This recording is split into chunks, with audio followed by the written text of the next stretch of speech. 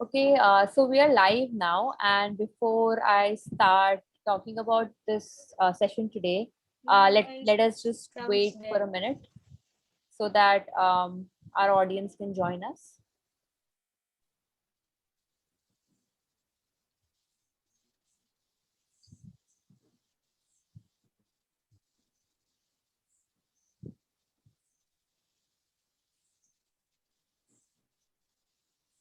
Okay, I think we can start the session now. So everyone who has joined us today, thank you for joining to this session. And this panel discussion is basically about the Philippines literary Lodi.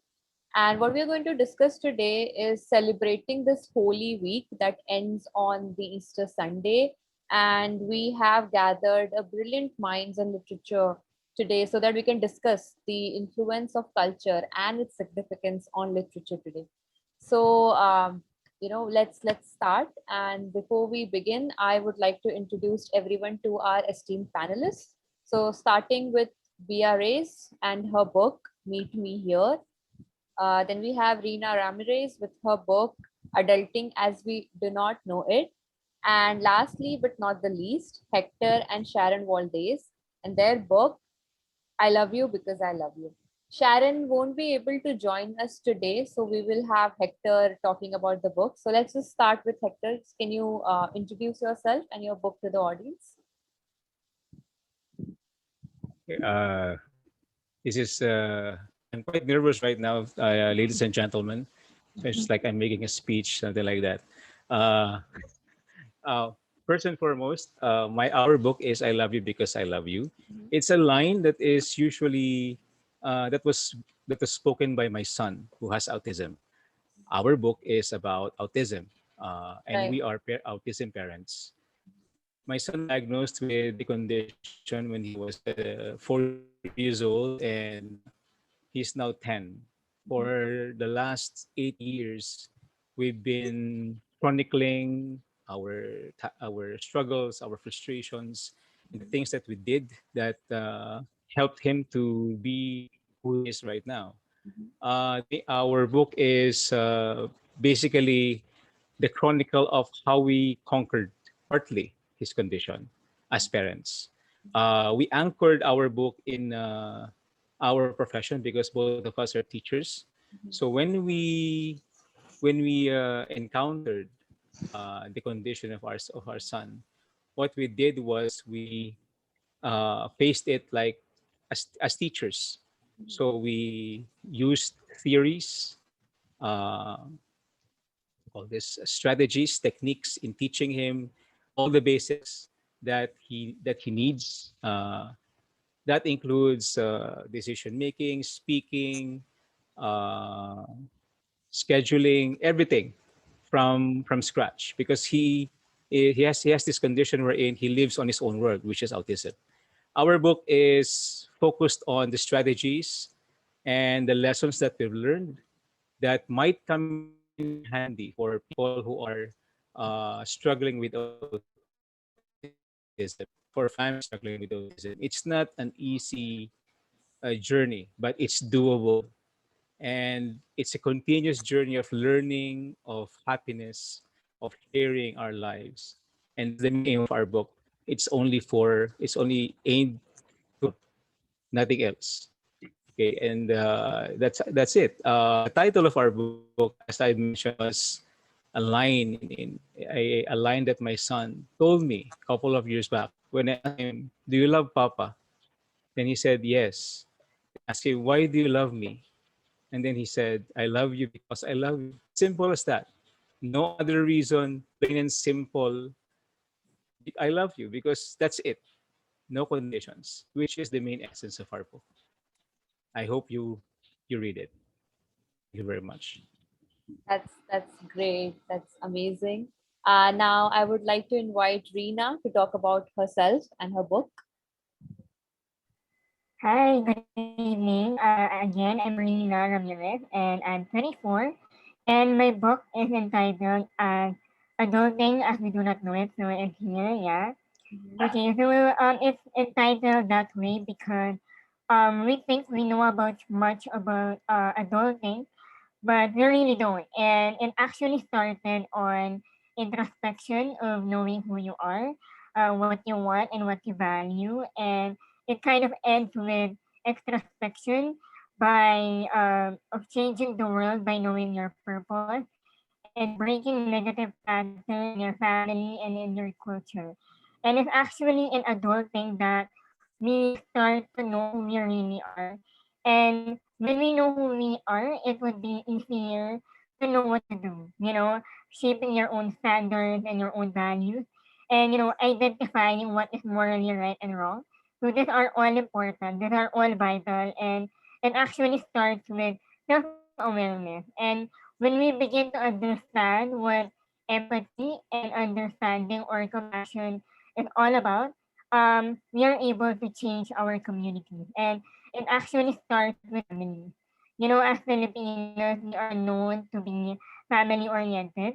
And, family is the basic unit of society. And normally, when we start working, we contribute, we help at home.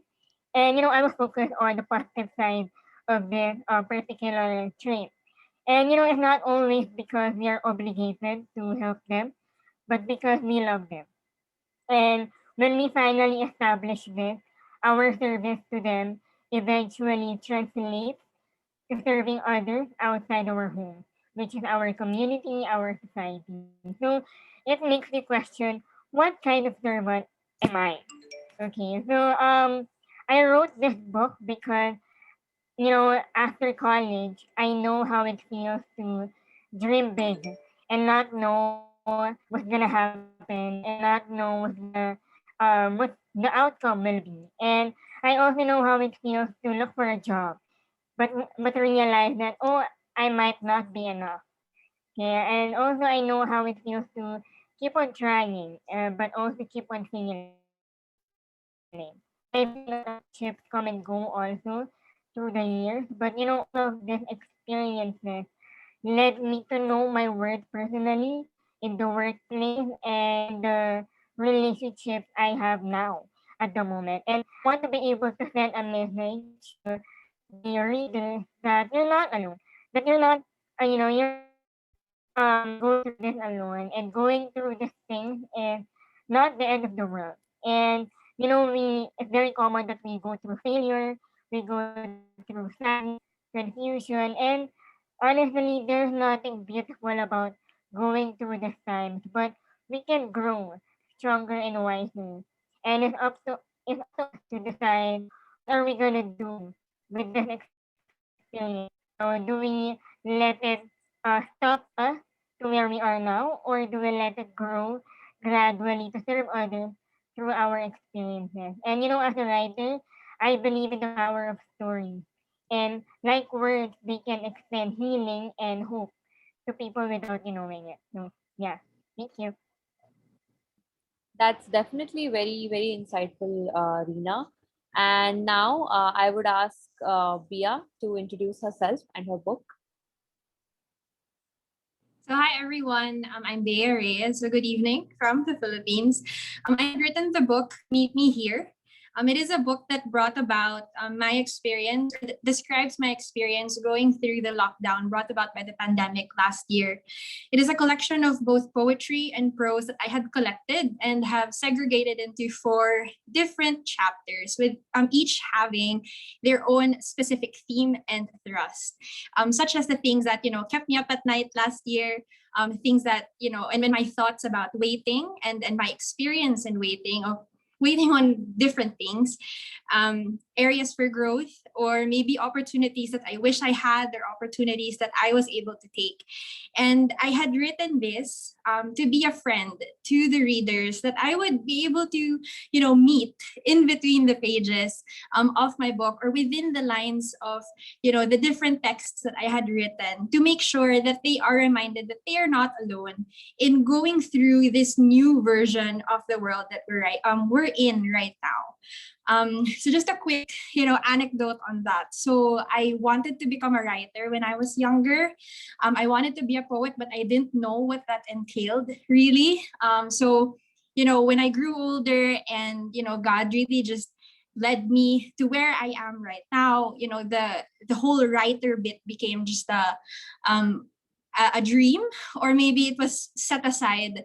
But then earlier this year, you know, the opportunity came, and I didn't really think twice to grab that opportunity. And I hope that this, you know, this book and my experiences that will be shared today will help encourage others also to remember that it's never too late to really just start, you know, doing things that, you know, we like to do or we thought we never could do. So there. Nice to meet you, everyone. That's beautiful. And I think one thing that I find common in all three of you is how you talk about your experiences in the past years that has inspired you to write your books, right? So, talking about that, I would like to invite all of you to talk a little about this week, this Holy Week, the significance it has in Philippines. So, I would like to start with Hector. Okay. Uh, our country is currently in the Holy Week season, and it is a tradition that we celebrate annually, and this is to commemorate. Um, it is connected to our religion, uh, which is which has a very deep what do you call this anchor on our lives. Christianity in the Philippines was introduced by the Spanish, and it grew into the lives of generations of Filipinos. Um, the practices that we imbibed from the Spanish are still being done today. But this year is unique. Unlike before, we used to see people going out, going to churches, visiting churches, which is what we call visita, iglesia, uh, to to what do you call this, make our faith stronger, something like that, to what do you call this, uh, share our faith with us, with our friends, with our relatives, and so on and so forth. We cannot do that now since we're still under the pandemic. We're still under the shadow of this condition we're in, which changed the course of our lives. Um, this week, this season is for me as a family man is very significant. Firstly, because um, essentially this is the longest time that I've been with my family since I started working. Uh, I can say if I'm thankful for the for COVID for the COVID-19 for giving me, because if I'm still working, I would not be able to be with my family. I wouldn't be able to write the book. I would not be able to put my thoughts into writing, into words. I would still I would just go with the flow. Uh, so what I can say is I empathize with the people who are suffering. But at the same time, I'm doing I'm doing my part by staying home, being healthy, and not infecting other people. That's what I can do. And of course, on the side, I can enjoy the benefits of staying at home. And but for me, it's very personal. The significance for me of this season is quite good. Why? Because that's what I was telling a while ago. Uh, I'm happy because I'm with my kids. I was able to talk to my son, to my eldest. I was able to see how he has grown, even though we're together every day, going to work. I've never been able to talk to him. I was able to play with my second son, who has the condition, who is the main reason for our book. Uh, the pandemic has brought so much realizations to me as a dad and to us as a family, and we also were able to find our guide to create our new goals as a family, not as individuals but as a family. That's what we realized for this week. uh, I, I I I I simply am thankful that we're still healthy, and we would continue to do our part uh, in stopping the pandemic by staying at home, by not adding to the problem, to the burden that is growing as we speak. That That's is it. very true, Hector, and something that I feel like everyone in the writing industry can relate to. I feel like, I mean, even though the world is going through a very, very tough time, but just the fact that we've been able to stay at home, concentrate on our experiences, and then putting it down in our books, just like Bia said a few minutes ago, I feel like that is something that writers all over the world can definitely relate to. And on that note, I would like to ask Reena to elaborate a little about today, this week, and what significance today holds. Okay, well, Holy Week for me is really different now, especially like what Hector had mentioned earlier, that in this pandemic, it has been a time of uncertainty, and has been a time of grief and fear also. But this Holy Week actually allowed me to see hope in a different perspective.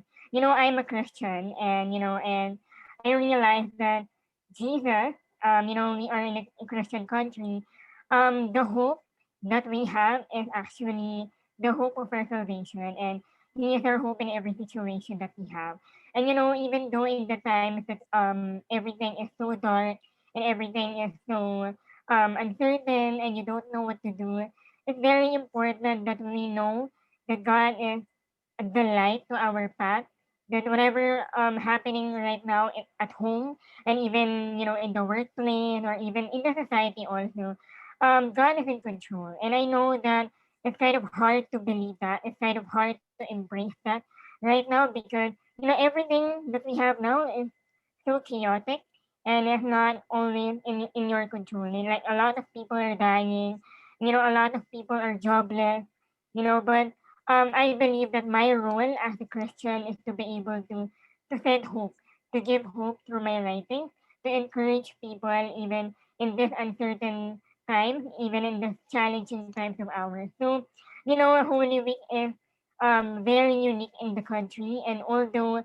a lot of us are suffering right now, I guess those people who are able to stay home and who still have jobs, we have the time to be grateful in what we have right now. Because when we see the negative things and we forget the positive, again it will be chaotic also on our mental health also. And I believe that we have to balance things out. It's okay to um to be active socially, but also take your quiet time and spend time with God.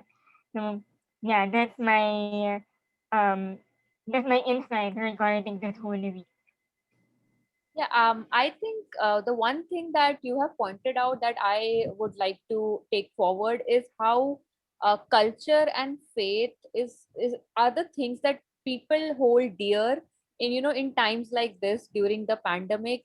Just like you said, like, even if we are going through such a tough time, people are jobless, people are losing their lives, and family members and all, but keeping your faith alive and Yeah. driving it forward is definitely something that helps you to see the positive in all the negativity.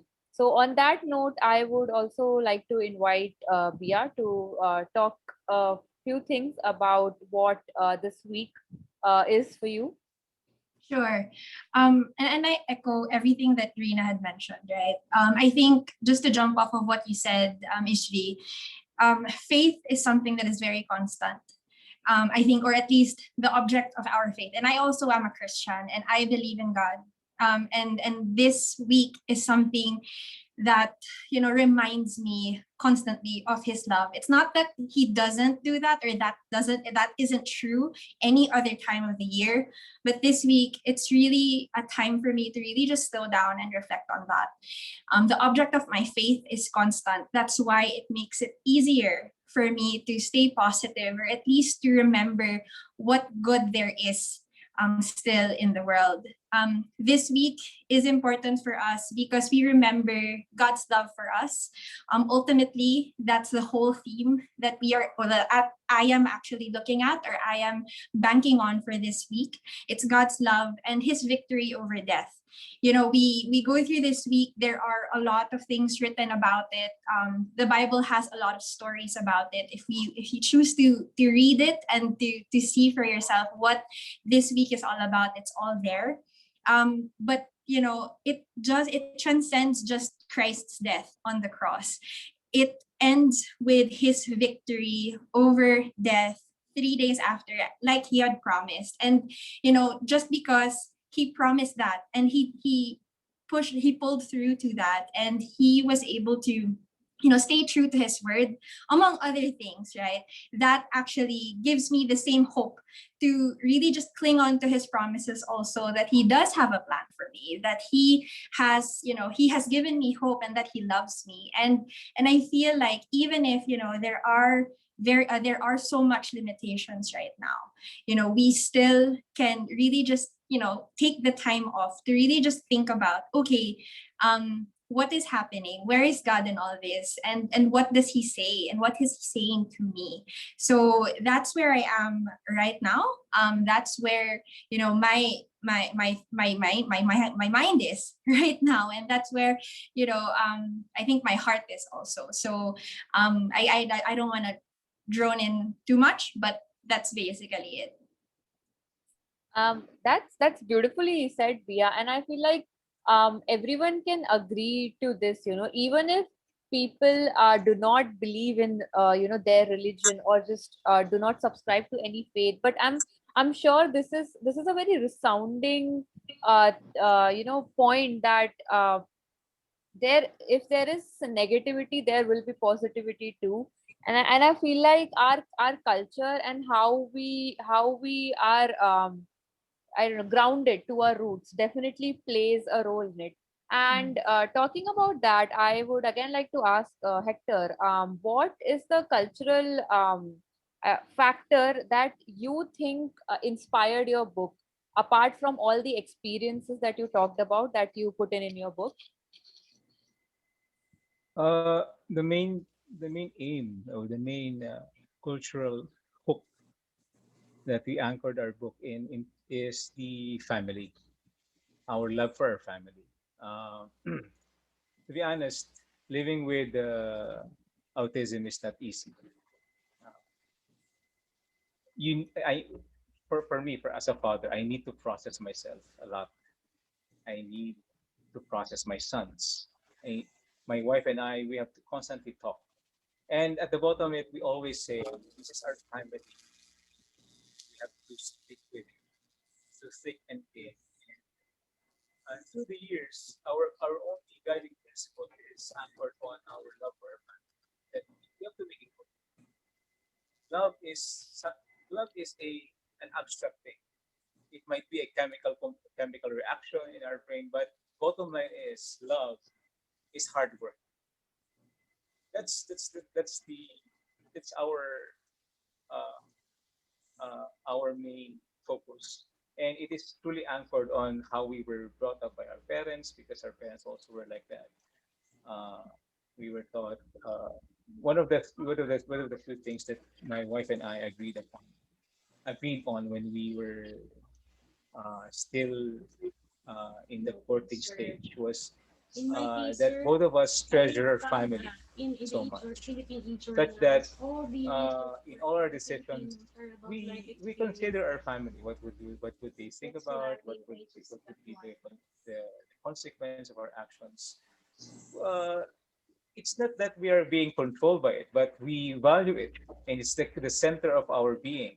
And it also holds true with our kids right now. We teach them that. Let's say my eldest son, Kuya. Um, Somebody told me, bro, you might be burdening your son because you're telling him to take care of his brother when you're gone. I told my friend, bro, my kuya is responsible for his brother. That will not change.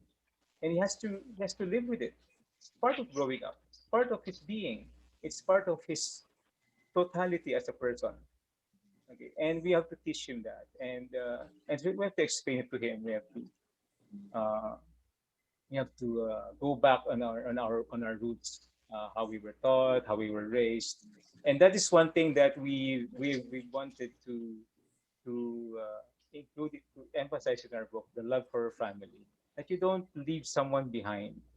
You don't just accept that it's there and it's you cannot do anything about it. No, you have to do something about it. Why? Because it's there. It's something that is given, something that we have to conquer, something that we have to work together to conquer, and that is anchored on family and love. By the way, uh, the what I told about love as hard work is very very true. You just don't love because you love someone. You have to work on it. You have Mhm. to you have to nurture it. You have to struggle to quantify it. Uh, you cannot just say I love you because you're beautiful. No, you cannot do that.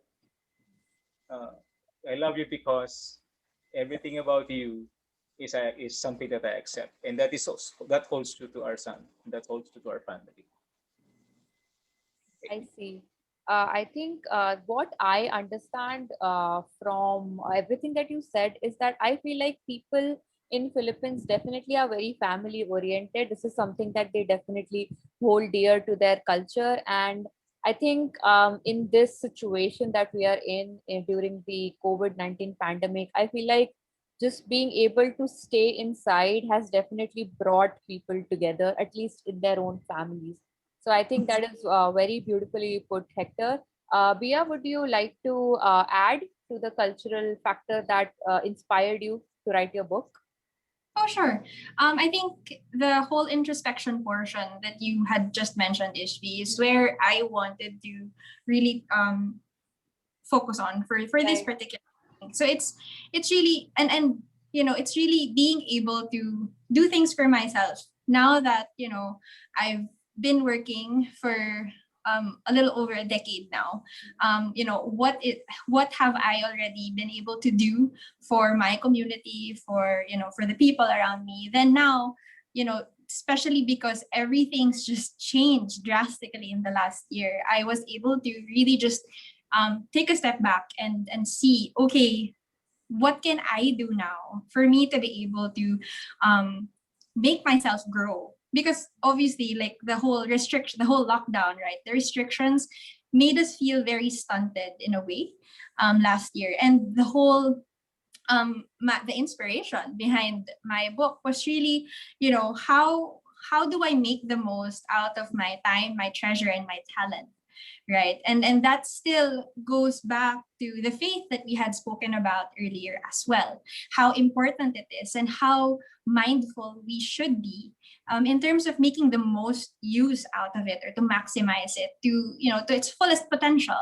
And that, I think, was one of the things that drew me to really putting the book together, and to change it up a bit, I guess, because there were a lot of anxieties that I had to go through last year.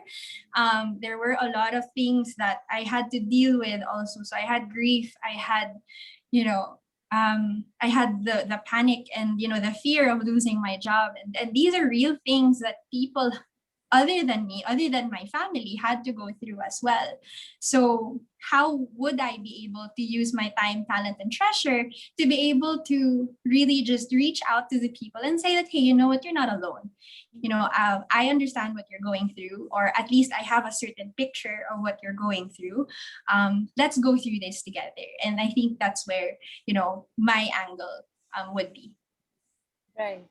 Right. I believe that, like you already spoke, like you talked about the community. So I feel like there are specific traits that every Filipino can relate to, something that's very intrinsic in the culture itself, and it reflects on the writing. So, on that topic, Reena, what other experiences have, inspired you to write your books? Like, It could be things related to your culture, to your faith, or just something that is so intrinsically Filipino. Is there something that you would like to add to that? Well, I guess, I would agree with Hector also that, Filipinos are naturally relational and engaging. In other words, we are family oriented because, culture for me personally is um, rooted from our shared experiences. And, the goal of my book is to be able to share my experiences in my young adulthood to my readers. And that's the very goal of my book because the central theme of this is, knowing and having a sense of purpose. Because when you know your purpose, it would be easier to persevere and to endure. And through my writing, through this book, um, the emotions of other people can be met and understood. And the issues that we have right now, like looking for a job, having your own goals and dreams, these issues, our insecurities can be addressed also in this book of mine. And literature as a whole, for example, our local films or our music, they fall under the literature of different genres such as drama or fiction or poetry. And my culture influenced me in my way of communicating and empathizing with the struggles of others because not everybody has the same privilege as I do, which allowed me to explore in order to understand different people from different walks of life. And through that I can be able to stand with them in any way that I can. And literature is only a fruit and an expression of what culture I belong to, which is Filipino culture. And our writings, Bea and Hector, as authors, our writings will only be as effective as we want it to be when we understand the point of origin, the social issues we have, and the people we interact with. So that's how our writings become powerful when we know these things. So yeah. Hmm. That's, I think that's beautifully put because you talked about shared experiences, and even though there must definitely must be shared experiences that people talk about in their book, but I also understand that the writing community in Philippines is definitely very prolific. I mean, looking at the three of you, you all have this very specific thing that you talk about, but it is also something that reflects in the shared experience of your culture itself.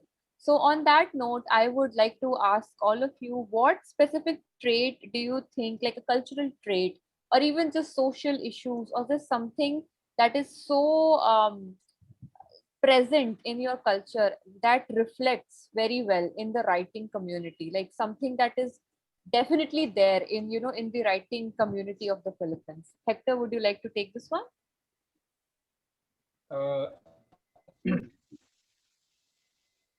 in pertaining to that question, Mhm. the I would like first to create a perspective. Okay, Mhm. in if you compare the the amount of literature produced before and uh, before 2000 and after 2000, there is a very big difference. If many of the writings in the 1970s up to the 90s would reflect the struggle of the Filipino people on Okay. struggle of the Filipinos on their on the different political this, regimes that ruled our country, and then after that it became freer. The writing style of many of our writers changed after 2000. Why? Because there was the introduction of the internet, and many people become exposed to various cultures. Cultural barriers were broken because of the internet. So, uh, in in line with that, Filipino culture is unique in itself. Why? Because of the different cultures that are intertwined within our society. We have Spanish influences, which basically has very different roots. We have our old traditions.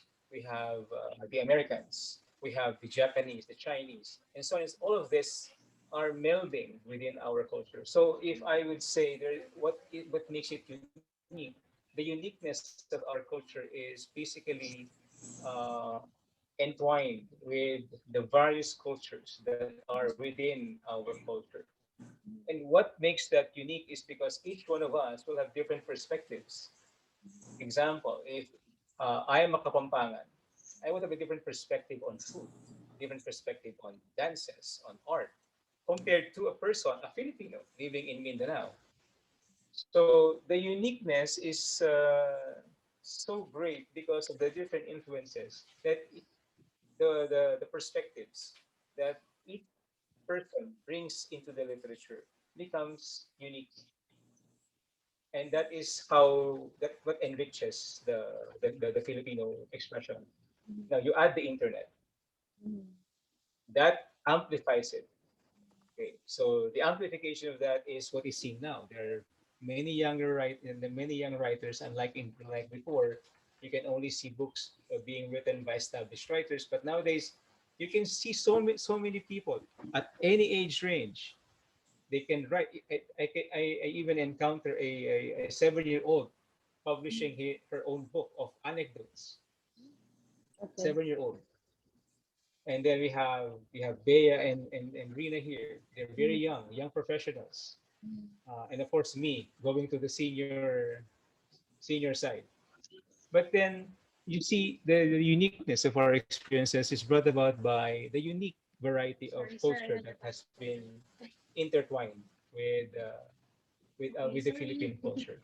I had a break.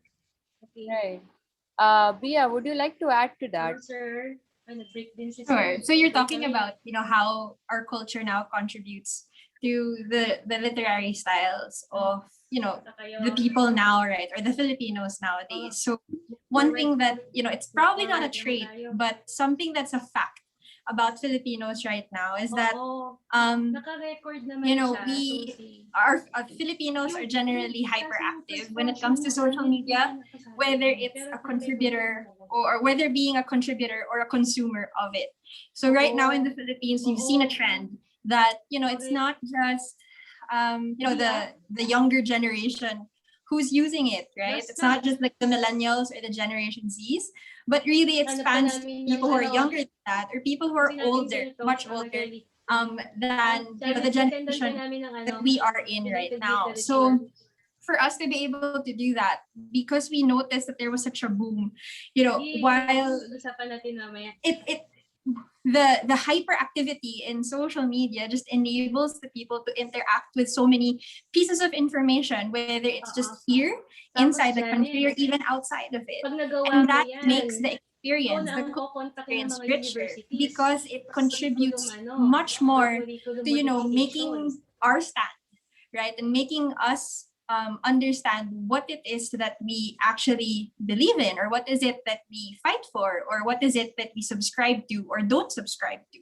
So, Oo. but then, of course, there's a drawback to that. Yes. But because there's so much noise as well, people can tend to also, maybe put up a persona or, put up like a Oo, diba? facade Di para that would matulog sa hide, the vulnerable self of the people who post online. And basically, that's I think something that contributes so much to our ability or inability to really be vocal or to, express the things that we would want to express, whether it be writing, in writing or otherwise. Thank you.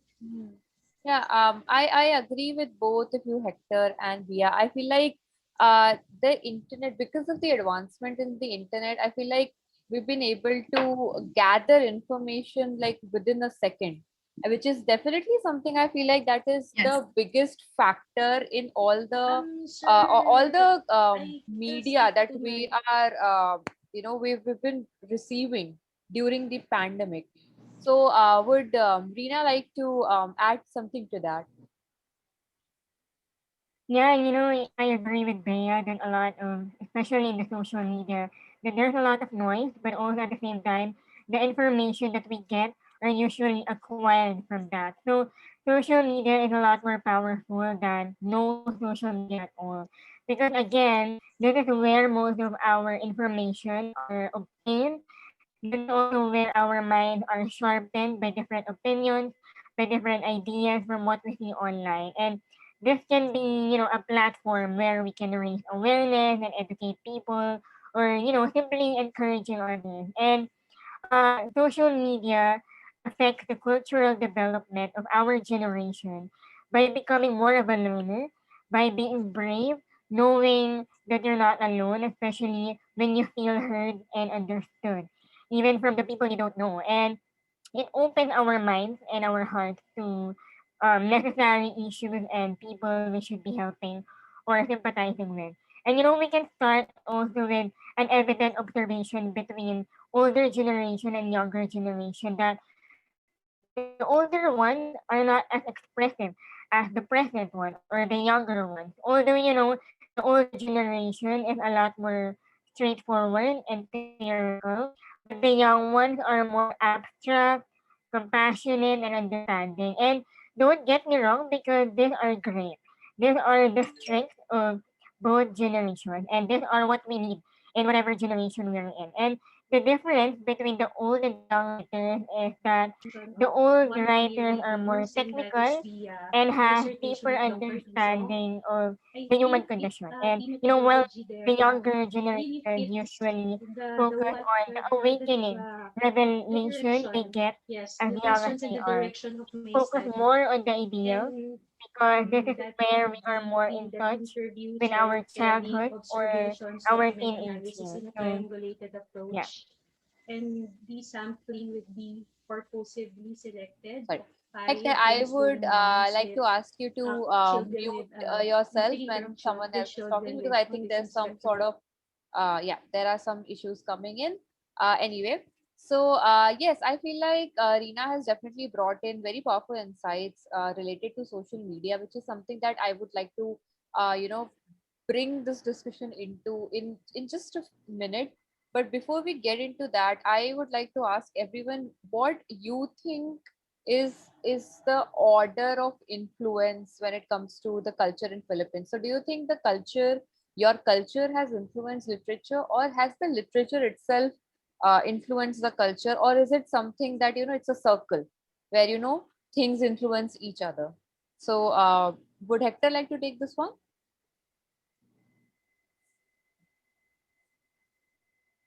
Okay, I'm sorry for that because my wife is talking on the other line. Yes. But anyway, uh, which influence whom? Yes, sir. Does Just a little literature tweaking will do. influence Yes, I just need to ask culture? Does culture permission from influence the literature? researcher. Yes, I sir. think it's a cycle.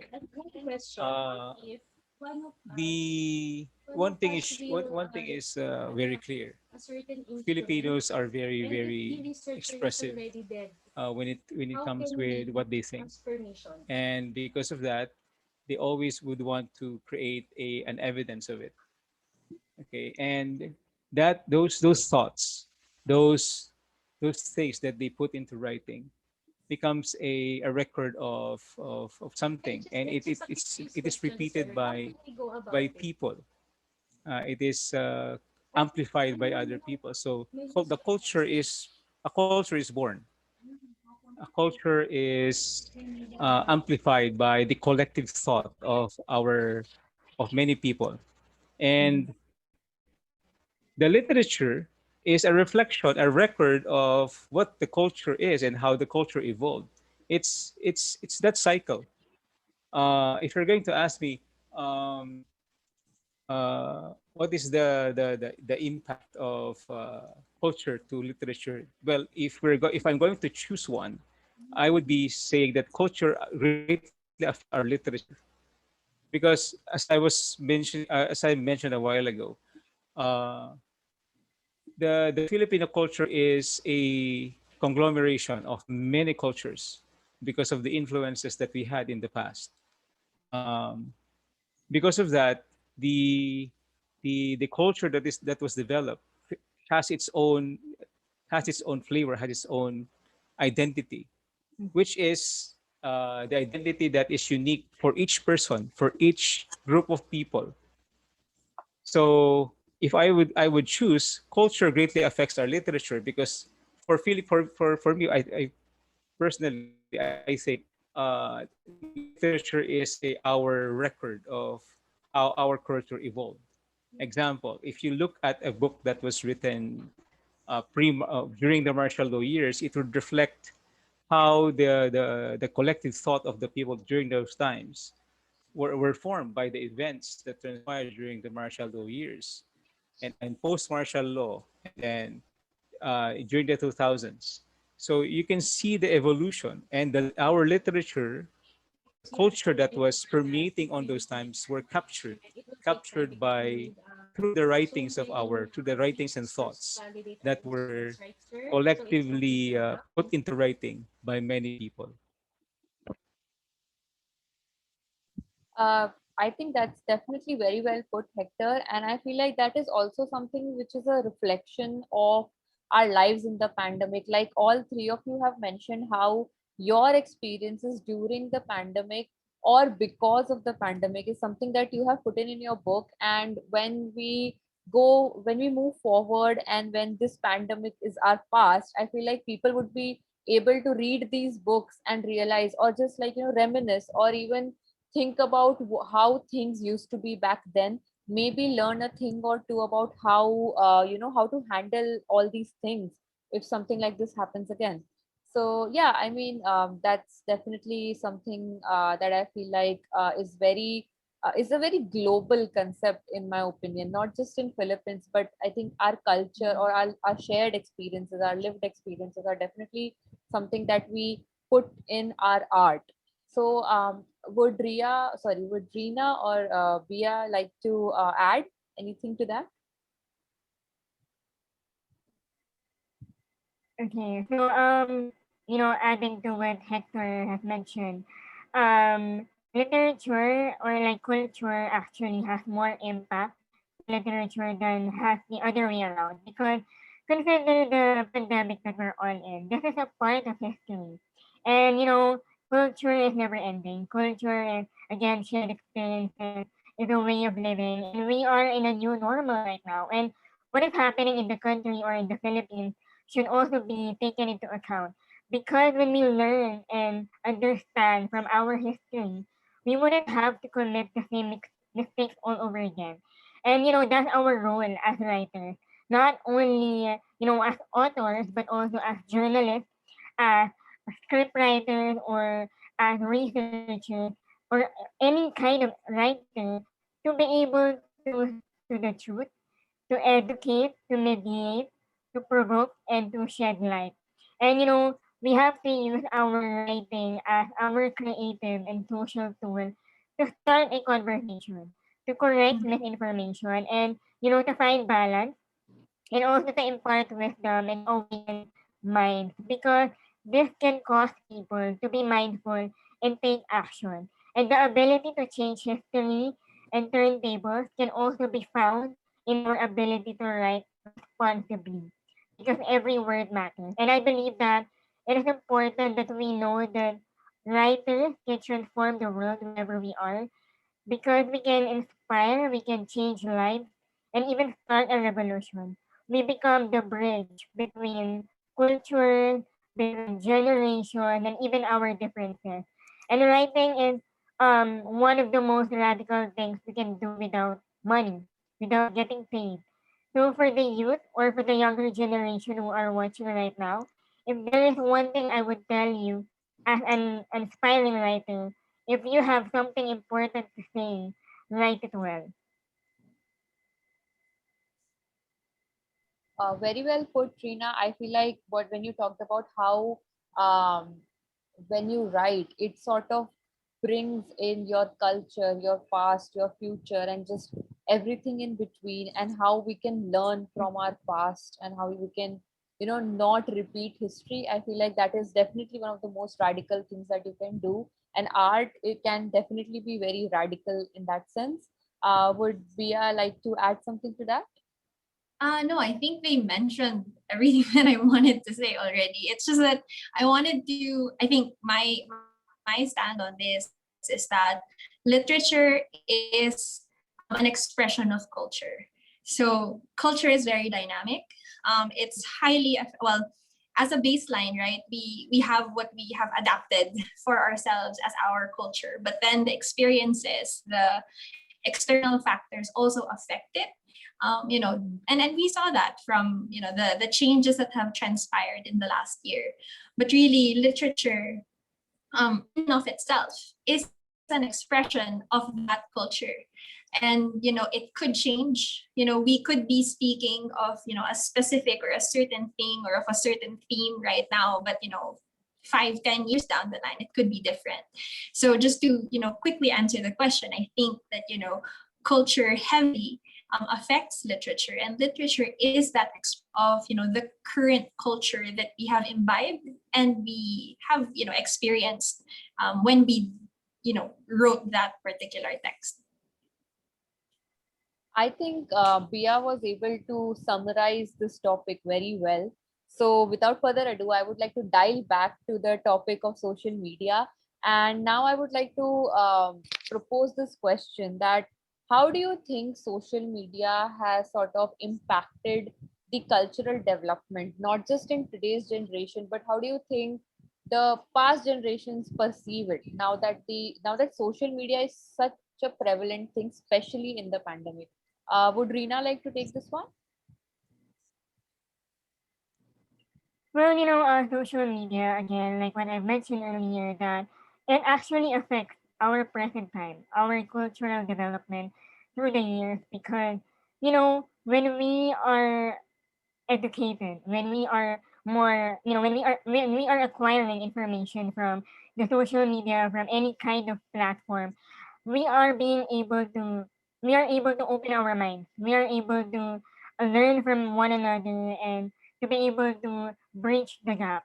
And honestly, social media is so wild right now, especially here in the Philippines. Like there are a lot of arguments, there are a lot of news information that's going on. But social media has also a positive side because you get to what you cannot do right now outside your home, you can be able to do that in your social media account by raising awareness, by holding people accountable, by being able to voice out your concerns, especially now that we are in a pandemic and we don't know what to do and everyone is suffering. And that's the power of social media right now, that we have to use it wisely. We have to also use it we have to maximize it well because when we do not know how to responsibly handle that, well, we are disuniting people. We are not uh, paving a way to unite people instead of being able to start a conversation or a discussion. So yeah, it affects so much of the cultural development that we have now. So yeah. I think that is definitely very well put. I would like to ask Hector to add to that, and then Bia, and so that like I can summarize this point for further. Yeah, I agree with Rina. Social media is a very powerful tool that enable everyone to stay connected, to do practically everything that you can do, even with the pandemic. Uh, one of the point, the question of Miss Ishmi was you were asking about how the old generation perceive social media. Mhm. Right. Uh, well, being older than you, Mhm. uh, I'm a digital immigrant. Your generation are digital natives. So you were Right. born with it. Your Mhm. lives revolve around it. Mhm. Mine, I have to learn Mhm. technology. I have to catch up. I literally have to bust my brains out just to be able to stay on par with the younger ones. Mhm. But if the idea that the older generations do not don't are not uh, accepting technology is, I think it's not proper. The most apt thing to say would be, many of the old, they are they feel awkward with technology, but given the time, given the patience to teach them, they would be better than most of us. I'd like to share an experience. My Right. mother-in-law Mm-hmm. doesn't, well, for almost for her entire life, she's been working. Mm-hmm. No Facebook, no email, and then when the pandemic came, we she learned to she learned YouTube. She learned about Facebook, about Messenger, and then all of a sudden she's connecting with everyone. She's pulling people into a circle. They're having conversations, 24 hours, 24-hour conversation, and we're so fascinated. So I came to realize that many of the old, they probably they're frustrated because nobody's there to teach them. Nobody was patient enough to tell them, this is the start button, this is how you send an email, this is how you set up a Facebook account, and so on and so forth. This is how you make a call. And um, social media is a tool that is very powerful, especially for Filipinos, because as I mentioned before, we are family oriented, and we want everyone to know what is happening. We want everyone to feel what we've felt. We want to, everyone to see what they've seen, and this is a tool that can be used to do all those things. But there's a question. There is a new culture emerging. But for me, as a teacher, um, I realized that there is a question, and this question is on depth, the depth of the culture that is understood by the new generation. We see people, they have access to everything. Barriers are conquered by social media. Everyone can share, everyone can see what is somebody's doing. Everyone can see each one's culture. But the question is this: the depth that this culture is being learned by or being realized by the younger generation, is it as deep as how we learned it in the past? That's my question. Probably, I'm sorry, Miss HP, I would like to ask your opinion about this. Okay, I would definitely love to elaborate. I feel like this is something that I think is something I have been able to experience here in India. Do let me know if you can relate to it too in the Philippines.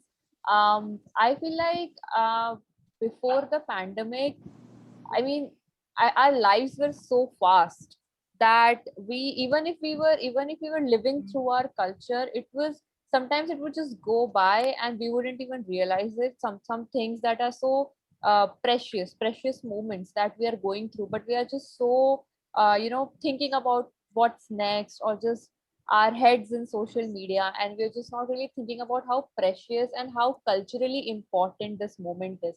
One of those things are festivals in India. So like Holi and Diwali and other festivals like Eid. So all these festivals are definitely something that has a very cultural significance in our country. But I am not sure how much everyone was able to understand that.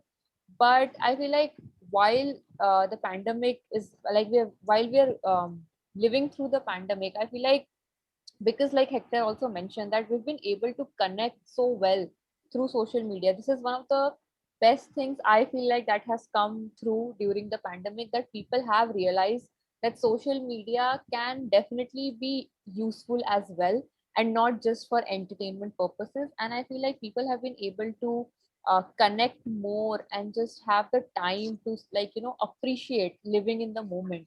That is definitely something that I have been able to do with my extended family this year.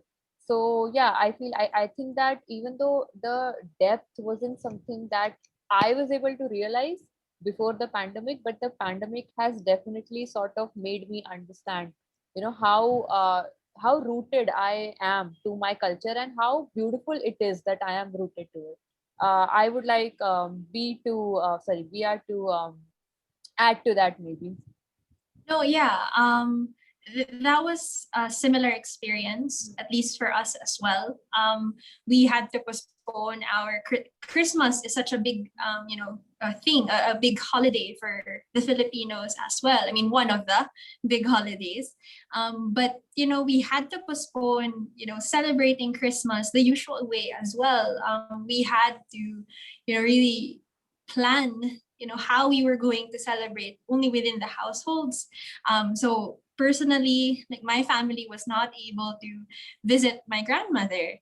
It was the first, Christmas that we were all just on Zoom, just eating together for Christmas, and I feel like the social media or the internet, for a broader term, has helped connect people all over the world. So again, we were able to connect with my brother who's also based in a different country, and that was the first time he was able to join us for Christmas lunch because he was able to connect with us through the internet. But sometimes I also fear though, because I think and I believe I'm part of the generation who straddles the line between being a digital native and a digital immigrant, because I still grew up with all the analog and manual things, right? Like the library cards, borrowing books, etc. But I'm also, at least adept to using technology. So what I fear is like when we don't integrate, the old culture, the old expression of culture, which is, our books, our texts, etc., and not integrate it or not find a balance between really just moving into being digital natives, I fear that it will get lost. I fear that what we were so used to before would get lost, and the newer generations won't be able to appreciate that. So one thing that was brought about by the pandemic as well was that we were able to really appreciate what it meant or what it means like to not be connected via the internet as well. So my family would really have, when I was still staying with my parents, we would have lunch, we would have dinner together. So it was, something that was sacred time for us.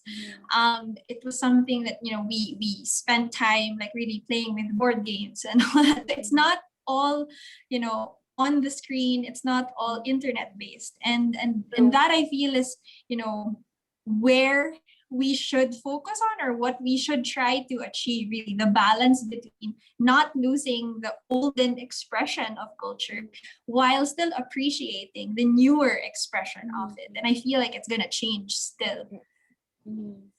True, Bia. And talking about that bridging the gap between traditional culture and this new age of internet, I would also like to ask everyone, what do you think and how do you think exactly the culture and just social media and everything in between has sort of influenced the thought process of the youth and also their creativity? What do you think this bridging about brings in? Reena, would you like to take this one? Um, well, I guess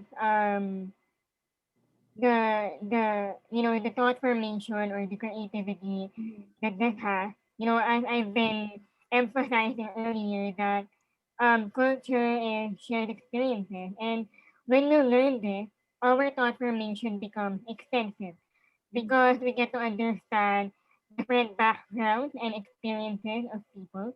We get to understand where they come from and what their stand on personal and certain matters. And literature becomes that means of connection to strike balance in differences. And actually influences our creativity by convincing others to get out of their comfort zone. This raises awareness of what kind of reality we have, and whatever kind of art it may be, whatever kind of literature it may be, it has the potential to form change.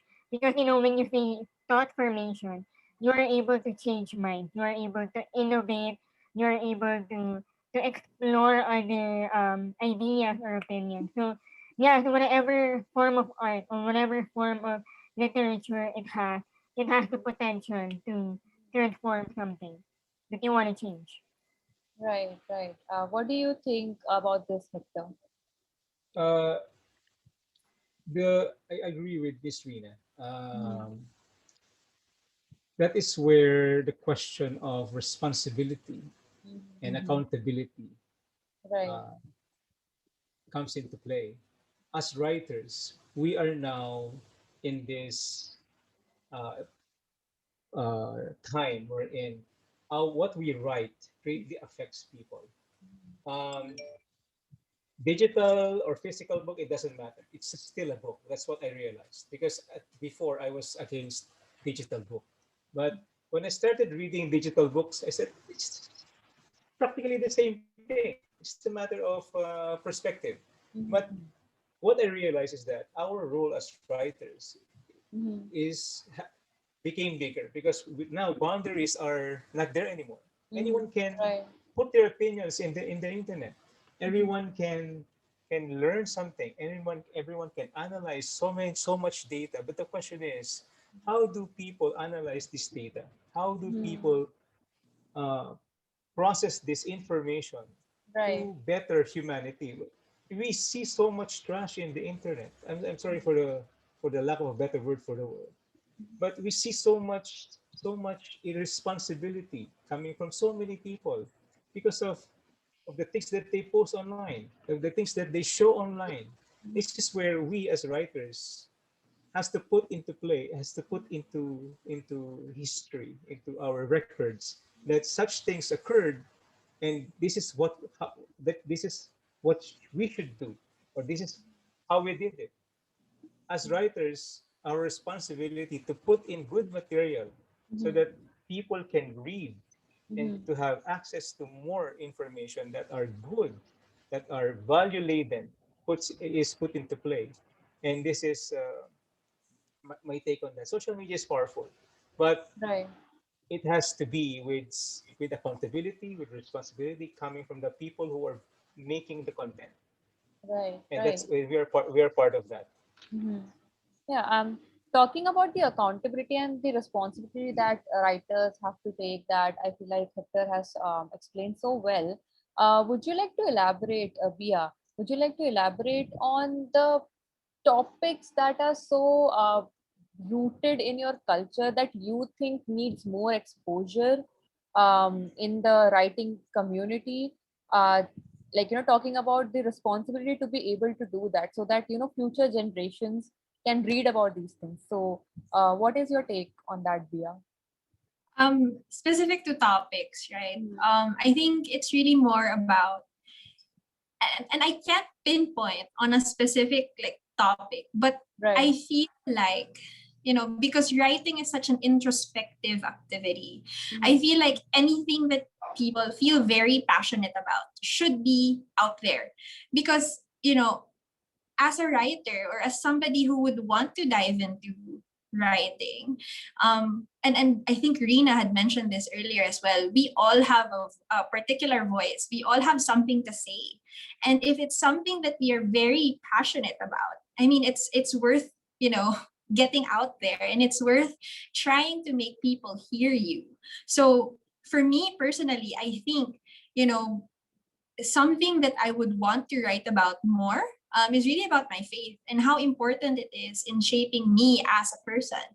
I would also want to potentially write about, or to see more text about family and how family dynamics affect a person, or how they shape the ideas that people actually take on for themselves.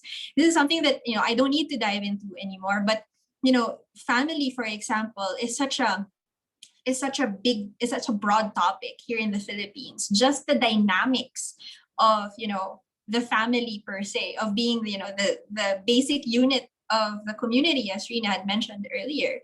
There are so many things that people neglect to really understand and see how it affects a person, as they grow older, as they get faced with, as they face problems, as they face with setbacks, as they grow older as well. So it's something that I feel could you know be documented more or be written about more from a personal standpoint, so that people get to realize and understand that, hey, you know what, this is something that, is right, or this is something that I subscribe to, or this is not something I subscribe to. But then at the end of it all, these topics are put into light, and then they're called to action. So what? Right? What should I do about it right now? And I feel that that practice of introspection, understanding what you like, what you don't like, and identifying things to do after or as a result of it will keep culture going. Will keep the conversations going, and will keep, people engaged more. So I feel, things that you're very passionate about, I feel should be written about more. Right. Miss Uh, Miss yes. HB, Yes, I would Hector. like to add to that. As content creators or writers Mhm. in our present time, it is important to put in perspectives. That's what Mhm. Bea was saying. We have to Right. put in different perspectives and let people decide on their own. Decide and to discern what is the best course of action. How can I relate with this experience? Now, it is important to put in the perspective, the what ifs, the what if it's like this, what if it's like that.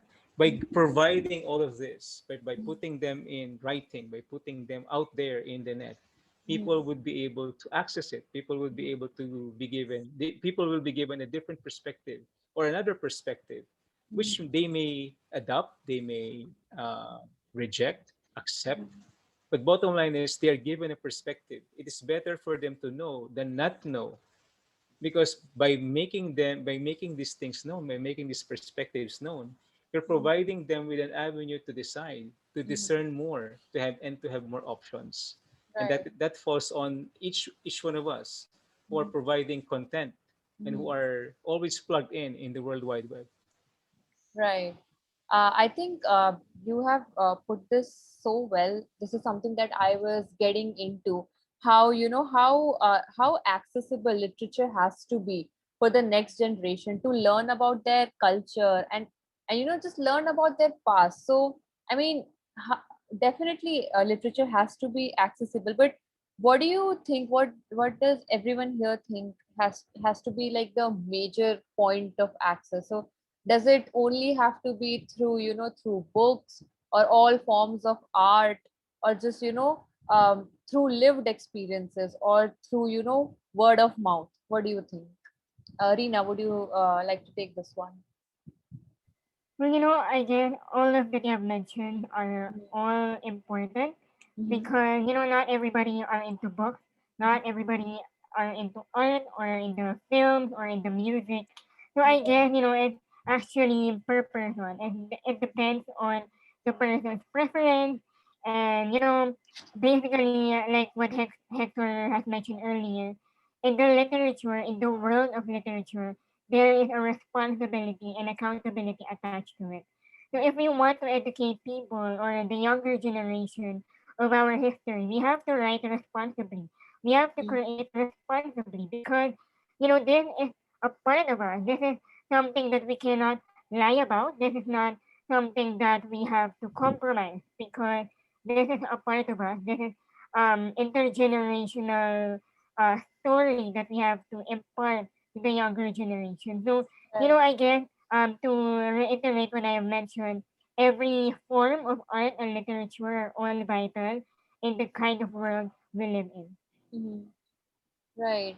What do you think about this, Bia?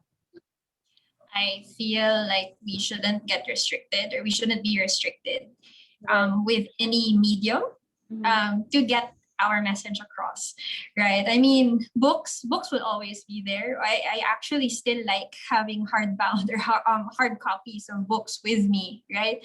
But it's also available, online or as an ebook.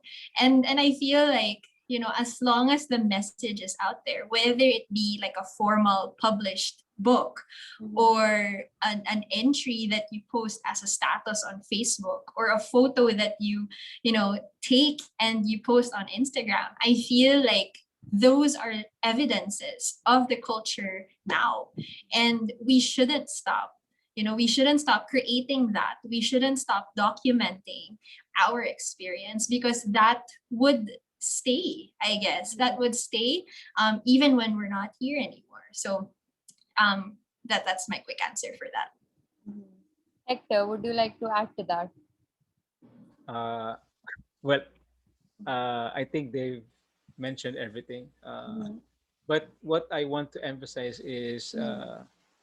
be it in any form, be it Mhm. in any medium, Mhm. the idea is that a different, you have to put in a different perspective to create, to create thought, to create discernment, to make people reflect, to make Right. them see the other side, this make them see the other point, or make them realize that well, my point, actually my point is good, my thoughts is good, to verify what they're thinking, to verify what they feel, and to provide them with a different the different side of the issue, so that they will be able to evaluate more and come Mhm. up with better and brighter ideas, Mhm. in any True. form. Right, right. I also talking about that, I would like to also quickly, revisit this idea of the past generation of writers and the new generation of writers that I feel like Hector had briefly touched upon. I would also like to ask everyone to put forward your opinions on how the themes itself has changed, in the writing of the past generations and the future generations. And how do you think, like, it can be bridged, because the culture remains the same and we are all rooted to our culture, but every generation has a different voice. So how do you think that can be integrated in like all sorts of media? Bia, would you like to take this one? Sure. Mhm. Um, what I've noticed with the older writers, or the previous generations of writers, I feel they're more technical, and I feel that they tend to be more objective also. So that is something that the newer writers could also take from, right? That they should be, the newer writers or the newer authors should be more discerning of the things that they write about. They shouldn't be swayed only by emotion. But then the older generations, as they write for the newer generations, they could be more emotional, or they could be a bit more subjective. And that's something that, I feel would enrich, like, the reach and Right. the quality of the work that we all bring about or bring forth to the table. Mhm. And it's always striking that balance, because there are strengths to each of the generation of writers that we see, right? And I feel like that's, well, for me, those were the things that I noticed that we can adapt from either. Mhm. Right, right. Adding on to that, Hector, do you have something that is something different from what Via has put forward? Being from a different generation from us, I guess. Well, it kind of sounds that I'm old already, but Mhm. I'm going there. Don't worry. Uh, Being part of the older generation, Mhm. we experience so many things pertaining to writing experiences. Well, let me just uh, share something. Back Mhm. in the day, we used to have formal writing, formal composition writing.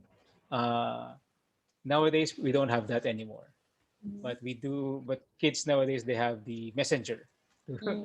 as their way of expressing things. Right. Uh, well, for me to bridge that gap is, there's only one thing, one thing that has to be present, and that is acceptance. Mhm. For Right. each generation, there has to be acceptance, unconditional acceptance. This is how we did it. How will you do yours? And I want to learn that. That Right. that is how I see it as a teacher, because I've been teaching for 2 decades. Wait, hello. I've been teaching for 2 decades, and I've seen the transition from from the senior teachers before and the newer teachers now, and the newer teachers becoming senior teachers. Mhm. And during those transitions, I see different perspectives, and many of these perspectives are colliding because of senior teachers would say, "You shouldn't do that. You shouldn't do it like that. It should be done like this." The newer ones would say, "But I was trained like this. This is how I feel." Blah blah blah, and so on and so forth. Bottom line is they don't accept each other. That's why Right. they have misunderstandings. Mhm. So acceptance and and the curiosity to learn new things, to share more by Mhm. sharing, by accepting and sharing new things, and having that childlike curiosity Mhm. to to be better than yourself yesterday should be present, regardless of what media we use. That will all with that will that can easily be breached. The generational gap can easily be breached if and only if we accept and be open to change. Right. Adding on to your point, Hector, I would like to ask Reena, what do you think, how resilient or how accepting do you think the people in Philippines is of the generational gap? Sorry, come again. Right. So I was saying that adding on to Hector's point of, accepting that there is a generational gap and that, everyone has to accommodate to it. How accepting do you think the people in the Philippines are, or how resilient they are to this notion, in trying to address the generational gap, but also, adapting to it? Okay, well, I guess it's to appreciate one another because every talent, every voice is integral, is important. Whether you're from millennial, you're from Generation Z, or you're from the Boomer generation, your voice is important regardless of your age. And um, it strikes a balance of appreciating one another, appreciating your art, his art, for example, and appreciating Drea's art also. For example, my father, actually, my father taught me Dre's, when I was in elementary, and I have noticed that my father was very objective. He was very technical, he was very theoretical, and he has a deeper understanding of the world. And how do I apply that as a grade 5 student? And how do I able to apply or appreciate the style of my father's writing? It's in, combining my style and his style and eventually finding my own voice. And I have learned that through my father because, you know, I couldn't have my own voice if no one modeled me to be that kind of voice. You get what I mean? Because when we do not know or when we do not see our parents or our role models to do it for us, we will not have the image of how it is to be done. So, personally, to appreciate that generation gap, you have to appreciate that. You can't say na, oh, this boomer is useless or this millennial is so emotional. You can't say that because every one of us has our own strength. Every one of us has their own talent and their own gift. So there is no reason for you to nullify or to invalidate that kind of writing style, as a writer in general. I think I feel like Reena has definitely put forward very things that every generation definitely quarrels about. Just how what the thought process is in every generation, and how Yeah. how We it. don't have to argue about that. Mhm. Yeah, yeah, definitely. I mean, I feel like this is something that is so universal that how our thoughts just don't match. But I feel like in the pandemic, I feel like people have become a bit more comfortable with that idea and have been able to adapt a bit more to that because we do not have a choice. We don't have a choice. We do have to rely on on the internet for a lot of things. Speaking of that, we have a audience question that says that how much do you think the culture of Philippines is prevalent in world literature? So I feel like they want to ask that how important it is for the world to know about the culture of Philippines through your literature. Would Hector like to take this one? Uh, well, the Philippines as a country is very young. Mhm. Our literature spans like 300 years. Like let's make it 400. Most of our old literature was destroyed. Were destroyed by the ones who conquered our country. So our reference is very limited. Uh, our culture, though limited, uh, is quite rich because of the different influences. Although not many of those things were put on record, but definitely it is unique and it is very rich. Now, why is it for me? If you're going to ask me, we, my answer to that will be very personal. Why does the world need to know our culture? Uh, to answer that, I would say we have so much to offer. Uh, we have evolved so many things in our culture. Let me begin with food. In the Philippines, you can find every single restaurant themed after a country, okay? And you can eat practically every single kind of food that you can think of. Just go around the islands, and you can definitely see every single kind of art can be seen. Every single uh, type of what call this type of what was it? Type of dance, Mhm. be it hip hop, old, traditional, whatever. Filipinos, they know that. I'd like to share an experience. When I was with my African friends, there was a time that I met with some Filipinos, and then we started singing, and then there was one guitar, and there were like eight of us, eight Filipinos, and all of those eight guys played the guitar and played a song each.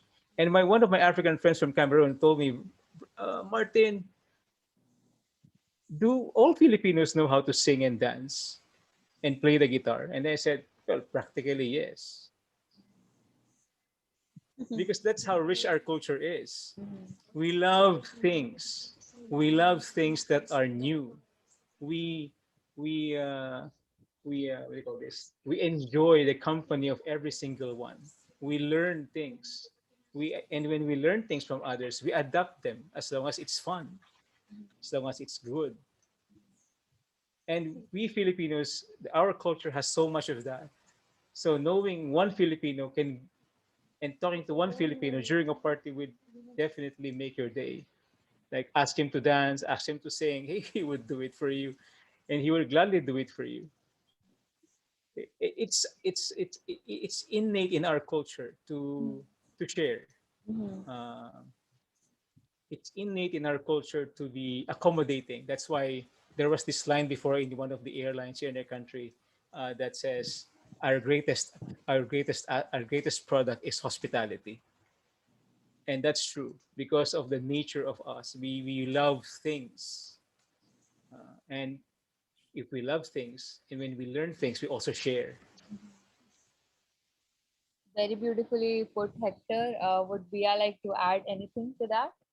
Sure. I believe that the Philippine culture is very, very rich. And Hector had already said a lot about it. When we study the Philippine culture, we know that it's highly influenced by a lot of other cultures also that have come and gone, right? And I feel like if people would be interested enough to learn about the Philippine culture, then there is so much to appreciate about it. It is rich. It there are different takes to just a single thing, and that makes it beautiful. There are different ways to express love, express loyalty, express allegiance, but that makes it beautiful. And if through literature. And then I feel like I don't know of a lot of like internationally known Filipino artists or Filipino writers. But if you do, or if the people watching actually do get to stumble upon Filipino writers, I feel that, you would give them a chance, because, they would always be very passionate about what they will be writing about. They are passionate about, expressing what it is that they feel is very important to them. And that I think is the one that, sets us apart from the other writers available, or, known elsewhere. Again, very beautifully put. I would also like to invite Reena to bring in your opinion on this. Okay, well, I believe that Filipinos are naturally emotional and they're very passionate because when you watch our movies, when you watch or when you listen to our songs, it's very passionate, it's so emotional, it's so enriching to the point that when you use our Filipino language, it's so deep.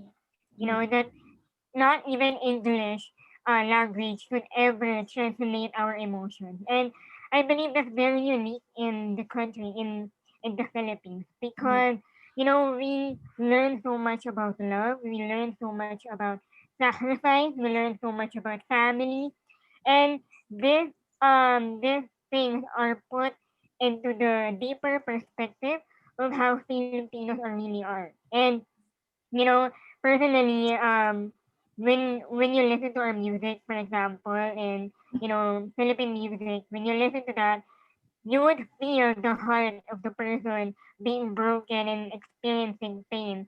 And that's very common to a lot of us because even though right now that we have written an English book, it's still the the trait of being emotional is still there. We want to be able to share our experiences towards others. We want to be able to understand them and to be understood. We want to hear them as well as being heard back.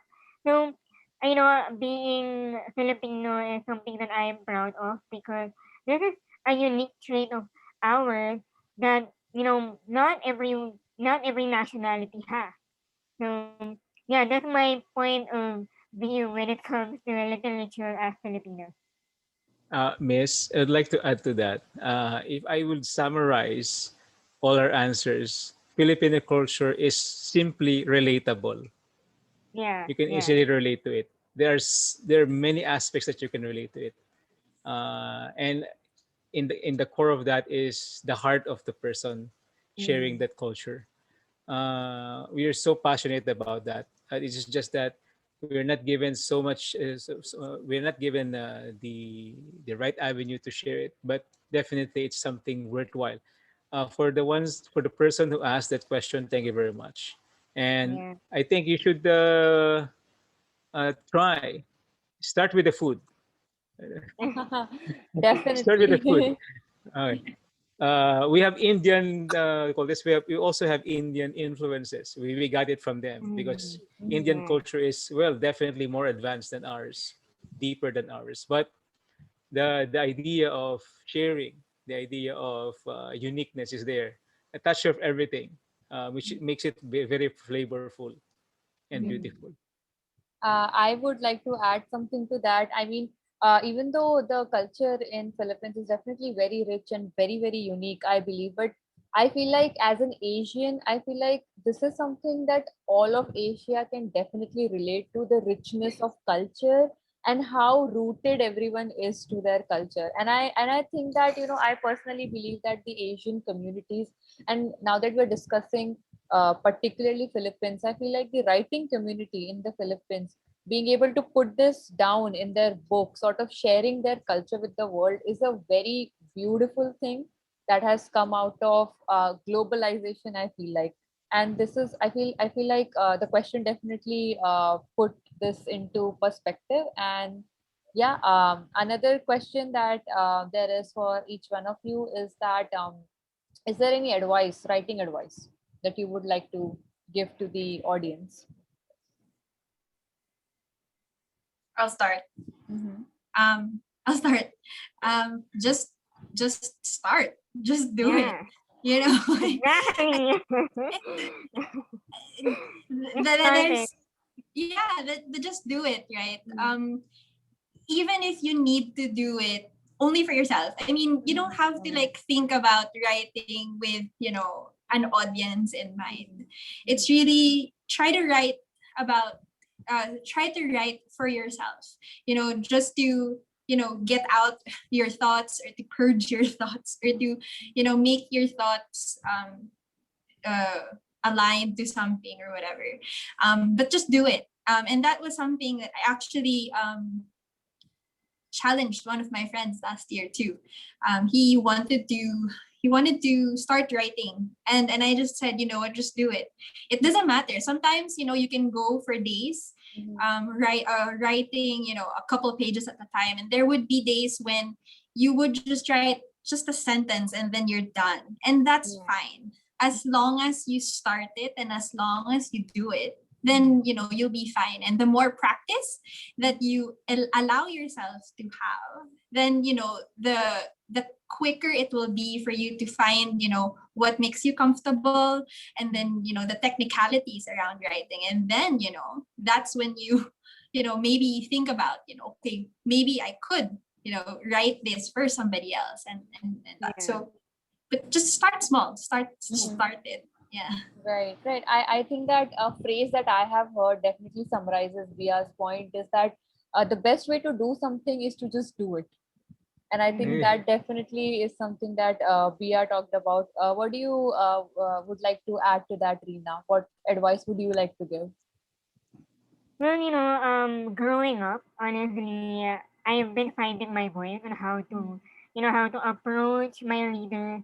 And when I was younger, it was more of like straightforward, Mm-hmm. like no sugarcoating, no anything.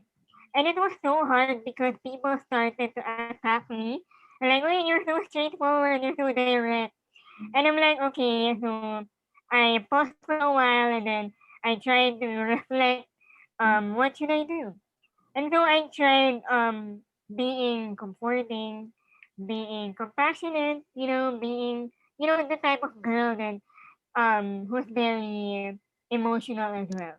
But Mm-hmm. then eventually when I was working, when I started to work, I realized that it's not Rina who's very straightforward, and also she's not only emotional, but I Mm-hmm. am both. I Right. am both. So when I began to understand my style on Mm-hmm. or how I want to convey a message to my readers, then I started to embrace it. Mm-hmm. Because sometimes we think about so much about what other people would say or what people would criticize us for. But we have our own different styles. We have our own different approach. Mm-hmm. And if there is one thing that I have to say to aspiring writers, is to just embrace it. Because when you embrace your writing style, you also begin to embrace yourself. You Mm-hmm. begin to love yourself because that's a part of you. And as a writer, I understand very well the insecurity that is attached to it, you know. But then again, one day at a time, you have to embrace it.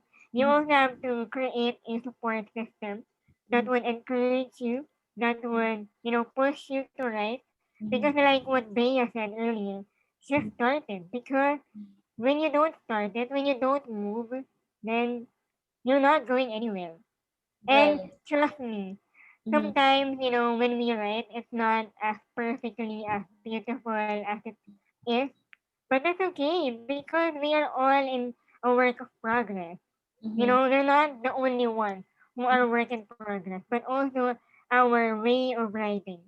So Mm-hmm. just be patient with it. Right. Yeah. Right.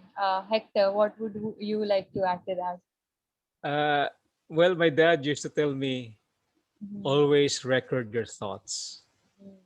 Well, back in the day, there was no recorder. There was no cell phone that can easily be accessed for that. Mm-hmm. You can just play the record button. No, there's nothing like that. So my dad would always tell me, write it down. Mm-hmm. So as a write, if you, all of us have thoughts. every single human being is a collection of thoughts, a collection of Mhm. knowledge, which is not being maximized actually. So, as a teacher, my advice to my students in the senior high school, because I teach senior high school before, was, gentlemen, always record your thoughts. Record them. Example, if you some an idea, a realization came into you, write it down. If you cannot write that, record your voice. Okay, my wife, Joyce, Sharon, is good at that. Every time I would say something out of the blue, she would write it down. She would record it, and then I asked her, why are you doing it? And then she Mhm. told me, you have to record that. It might come in handy someday. Okay, so it did came in handy. Mhm. So that's why we have the book. Right. Uh, so my advice is record your thoughts. Mhm. Okay, Yeah, whatever I think thoughts. I You think don't that's need. I'm sorry, Hector. Please continue. Sorry, No, please it's okay. continue. Please Uh, continue. just record everything. Mhm. You don't need to put them into writing. You don't have to be concerned with grammar, because Mhm. Filipinos are very concerned with their grammar. If they are speaking, they're very conscious if they make Mhm. a grammatical lapse. Mhm. Don't mind that. Use Yes. the language that you're comfortable with, just like what Rina Mhm. and Bea were saying. Mhm. But make sure to record it, and then as the ideas come in, just write it down, just record it, and then afterwards you go back. Mhm. Then you'll be able to create a book. Yes. Yeah, I think that's a very helpful advice, Hector, because I feel like people always think that, we will remember it, but we never do. And sometimes when you really don't have anything to write, it is very useful, I feel like, to, go back to these notes, little notes that you put in, and like sort of derive inspiration from that. And also, just like Reena put it, sort of like develop your own writing style. So I feel like having like a collection of all the things that comes to your mind also adds to your writing style. So I feel like all three of you have definitely put forward very unique, very uniquely yours advice. So that's beautiful. um, Before I conclude this session, I would like to make two announcements for our audience. So the first one is that if you've registered with Yukioto's bookstore, you will be able to get 20% off on all the books if you use the code GF20. I will repeat the code GF20. If you use this code, you will be able to get 20% off on all the books on our bookstore. And the second one is a calligraphy session that is starting from the 11th of April. Please book your slots in if you're interested in calligraphy and sort of developing micro tales using calligraphy, which will later on be published by Yukioto. So definitely do that. The session starts on the 11th of April. And to book the slot, please do go to our website, yukioto.com, to book your slots. Anyway, so I would like to conclude this session by saying that I feel like just in the beginning of the session that everyone pointed out that how rich the culture of Philippines is. I feel like that was very well reflected in this discussion, because I feel like all of you were able to bring in so many unique points, but also something that sort of bridged all three of us, and something that even I could relate to.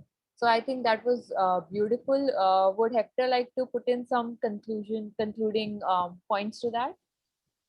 uh,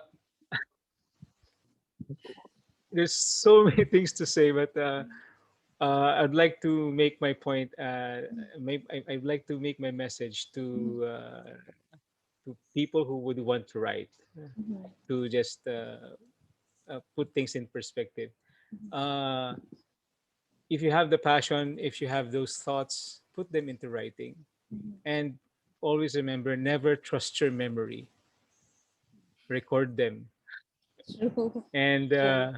those thoughts that you put into writing, that you share, can save someone, can be a guiding light to someone, can be a beacon of hope to someone, can be a tap on the shoulder that can give them the boost that they need.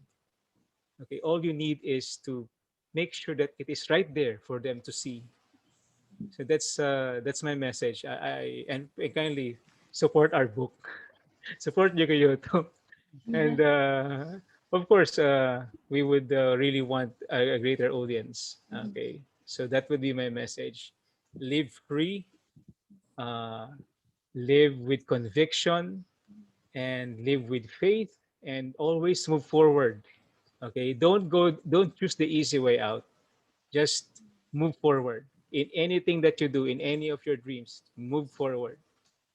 Okay, thank you very much. Thank you so much, Hector. Would Bia like to continue? Um, One last thing that I feel I want to say is that to write for yourself. For those people who would want to write, it's really to write for yourself and write about the things that make sense to you. Don't let the noise of, the outside world or like, like the social media or the noise outside it, affect your own convictions, your own ideas, and your own thoughts. Because it's good. It's good that we have access to all these things, to like a plethora of information, right? It's good, but it doesn't. It's not supposed to be something that you just literally copy and paste for yourself. Yeah. True. It's something that you need to process. And I feel like, you take that opportunity and you transform that into, again, finding your voice, or, to fight for something that you are very, passionate about. Um, don't let people drown you, I guess, and really just write from the heart. Because the most relatable things, or the most relatable texts, or the most relatable books are the ones that actually come from the heart, the ones that are the ones that you write when you're most vulnerable. So again, thank you for this opportunity. Thank you for spending the last few hours, the last hour with us. And again, yes, please support their books.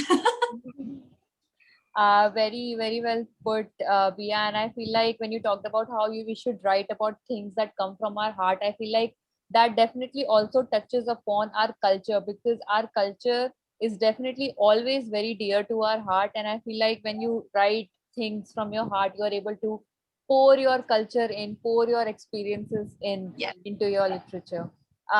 Again, so Reena, would you like to add anything to that?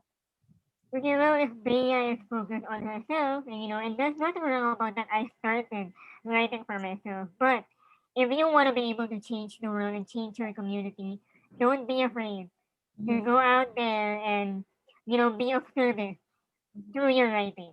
Don't be afraid of being criticized, of being attacked. It's only a part of writing. Just do it, just go for it. Because, the people from our history who have changed the world are only ordinary people. So, if you want to be able to write by, if you want to be able to change everyone's minds and awaken them, just go write. If you feel like your purpose is attached to writing, go for it. As long as you stick to the truth, you mediate and to educate and to give hope, go for it. So yeah, again, thank you so much for having us, and I really appreciate this conversation. And again, please support our book. Yes, please check out Reena, Hector, and Sharon's and Bia's books on our social media and also on our website. You will be able to buy these books from there. You'll get Amazon links from there. Do check them out. Thank you so much to our panelists today. I feel like all three of you have put forward such introspective insights that I feel like the audience has definitely really appreciated. So thank you again, Reena, Bia, and Hector, and Sharon too, You. for joining us today for this discussion. So yeah, I think we can end this here. Have a great weekend ahead, and thank you so much for the audience for joining in. So yeah, thank you so Thank you much. so much. Thank you. Bye. Bye.